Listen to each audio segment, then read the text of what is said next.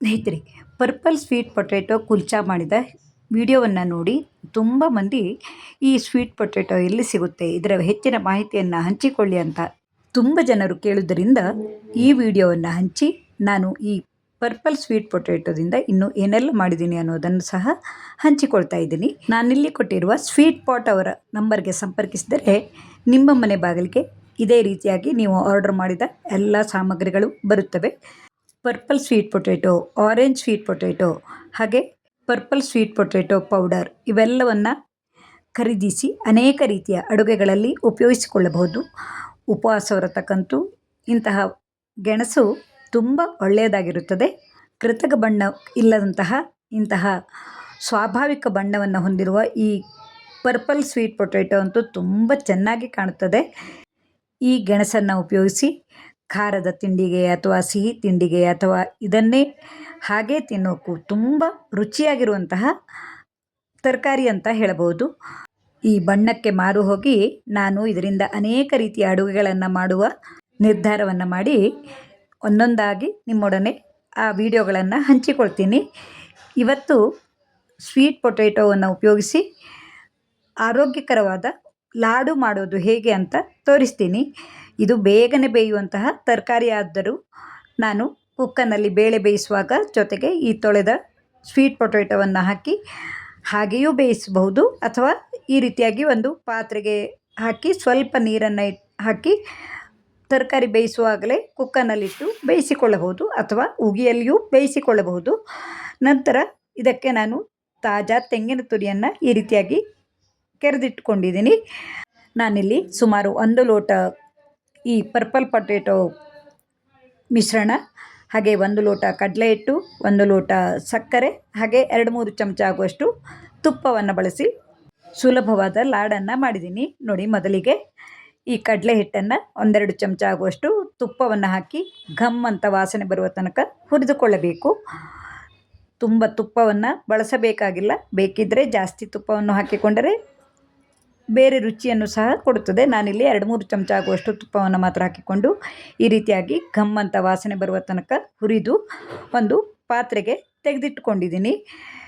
ನಂತರ ಅದೇ ಬಾಣಲೆಯಲ್ಲಿ ನಾನು ಕಾಯಿ ತುರಿ ಮತ್ತು ಸಕ್ಕರೆಯನ್ನು ಹಾಕಿ, ಅಂದರೆ ಆರ್ಗ್ಯಾನಿಕ್ ಸಕ್ಕರೆಯನ್ನು ಹಾಕಿಕೊಂಡಿದ್ದೀನಿ.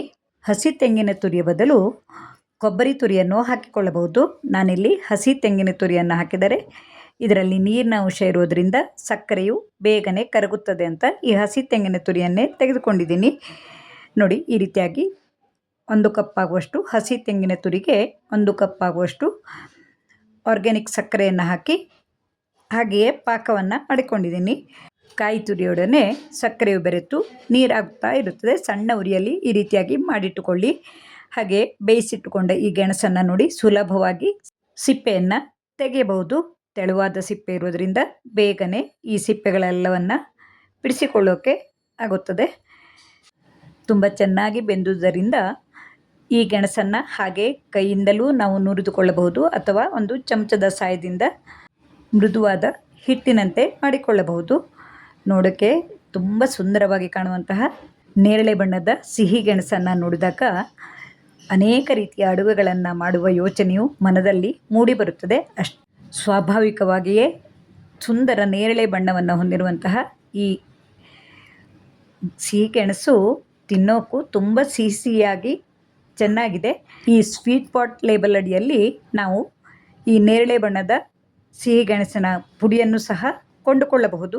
ಆ ಪುಡಿಯಿಂದಲೂ ಇನ್ನು ಏನೆಲ್ಲ ಮಾಡಿದ್ದೀನಿ ಅನ್ನೋದನ್ನು ಸಹ ನಾನು ಮುಂದಿನ ವಿಡಿಯೋಗಳಲ್ಲಿ ಹಂಚಿಕೊಳ್ತೀನಿ. ನೋಡಿ, ಸುಂದರವಾದ ಈ ಸಿಹಿ ಗೆಣಸಿನ ಮಿಶ್ರಣವನ್ನು ನಾವು ಸಕ್ಕರೆ ಮತ್ತು ಕಾಯಿ ತುರಿಯ ಮಿಶ್ರಣಕ್ಕೆ ಹಾಕಿಕೊಳ್ಳಬೇಕು. ಈ ಮಿಶ್ರಣವನ್ನು ಹಾಕಿದಾಗ ಕಾಯಿ ತುರಿ ಮತ್ತು ಸಕ್ಕರೆಯ ಜೊತೆಗೆ ಬೆರೆತು ನಾವು ನೀರನ್ನು ಬೆರೆಸದೆ ಪಾಕವನ್ನು ಮಾಡಿಕೊಳ್ಳಬಹುದು. ಈ ರೀತಿ ಮಾಡುವುದರಿಂದ ನಾವು ಮಾಡಿದ ಖಾದ್ಯವು ವಾರಗಟ್ಟಲೆ ಹಾಳಾಗದೇ ಇರುತ್ತದೆ. ನೋಡಿ, ಈ ರೀತಿಯಾಗಿ ಮಿಶ್ರಣವು ಮುದ್ದೆಯಂತಾಗಿ ತಳ ಬಿಟ್ಟು ಬರುವಾಗ ನಾವು ಇದಕ್ಕೆ ಹುರಿದಿಟ್ಟುಕೊಂಡ ಕಡಲೆ ಹಿಟ್ಟನ್ನು ಹಾಕಿಕೊಳ್ಳಬೇಕು. ಬೇಕಿದ್ದರೆ ಇನ್ನೂ ಸ್ವಲ್ಪ ತುಪ್ಪವನ್ನು ಬೆರೆಸಿಕೊಳ್ಳಬಹುದು. ನಾನಿಲ್ಲಿ ಕಡಿಮೆ ತುಪ್ಪವನ್ನು ಬೆರೆಸಿ ಯಾವ ರೀತಿಯಾಗಿ ಲಾಡನ್ನು ಮಾಡಬಹುದು ಅಂತ ತೋರಿಸ್ತಾ ಇದ್ದೀನಿ. ನೋಡಿ, ಈ ರೀತಿ ಮಾಡಿಕೊಂಡರೆ ಈ ಮಿಶ್ರಣವನ್ನು ಕಾವಲಿಯಿಂದ ಇಳಿಸಿ ಚೆನ್ನಾಗಿ ಮಿಶ್ರ ಮಾಡಿಕೊಳ್ಳಬೇಕು. ಬಿಸಿ ಇರುವಾಗಲೇ ಇವೆಲ್ಲವೂ ಚೆನ್ನಾಗಿ ಹೊಂದಿಕೊಂಡು ಬರುತ್ತದೆ.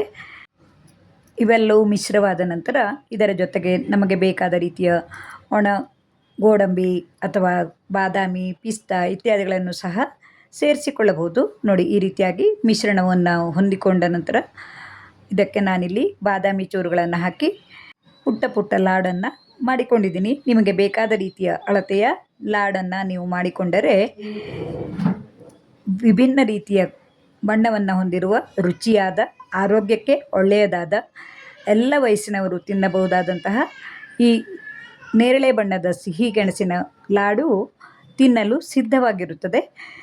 ಅತಿಥಿಗಳು ಮನೆಗೆ ಬಂದಾಗ ಇಂತಹ ಹೊಸ ರೀತಿಯ ಸಿಹಿ ಗೆಣಸಿನ ಅಡುಗೆಗಳನ್ನು ಮಾಡಿ ಬಡಿಸಿದಾಗ ಅವರು ತೃಪ್ತಿಯಿಂದ ಖುಷಿಯಾದವಾಗ ನಮಗೂ ಸಂತೋಷವಾಗುತ್ತದೆ. ನನಗಂತೂ ಈ ಸ್ವೀಟ್ ಪಾಟ್ನವರು ಬೆಳೆಸಿದಂತಹ ಈ ನೇರಳೆ ಬಣ್ಣದ ಸಿಹಿ ಗೆಣಸಿನ ಲಾಡು ಅನೇಕರ ಪ್ರೀತಿಗೆ ಪಾತ್ರವಾದ್ದರಿಂದ ಖುಷಿಯೂ ಆಯಿತು. ಹಾಗಾಗಿ ಈ ವಿಡಿಯೋವನ್ನು ನಿಮ್ಮೊಡನೆ ಹಂಚಿಕೊಂಡೆ. ನೀವು ಬೇಕಾದಲ್ಲಿ ಈ ಸ್ವೀಟ್ ಪಾಟ್ನವರ ಸಿಹಿಗೆಣಸು ಮತ್ತು ಸಿಹಿಗೆಣಸಿನ ಪುಡಿಯನ್ನು ನಿಮ್ಮ ಮನೆ ಬಾಗಿಲಿಗೆ ತರಿಸಿಕೊಂಡು ಏನೆಲ್ಲ ಮಾಡಿದಿರಿ ಅನ್ನೋದನ್ನು ಸಹ ಹಂಚಿಕೊಳ್ಳಿ.